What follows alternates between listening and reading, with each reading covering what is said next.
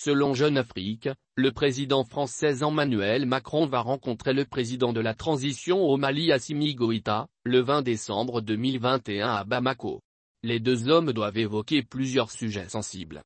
Ils se sont parlé plusieurs fois par téléphone, mais ils ne se sont encore jamais rencontrés. Ce sera bientôt chose faite. Selon nos informations, Emmanuel Macron se rendra le 20 décembre à Bamako. Il y sera reçu par le colonel Assimi Goïta, le président de la transition malienne.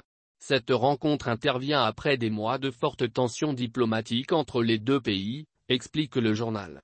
Au menu des échanges entre les deux chefs d'État, l'annonce de l'arrivée du groupe de sécurité privé russe Wagner qui divise Paris et Bamako et le calendrier des échéances électorales au Mali.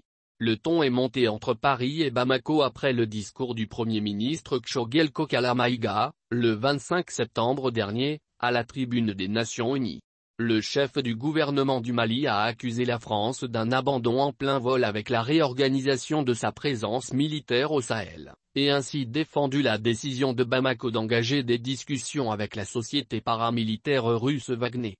L'annonce d'un possible accord entre les autorités maliennes et la société russe privée Wagner inquiète les autorités françaises qui ont menacé de retirer leurs militaires engagés dans la lutte contre le terrorisme au Mali si les autorités maliennes passent des accords avec le groupe Wagner.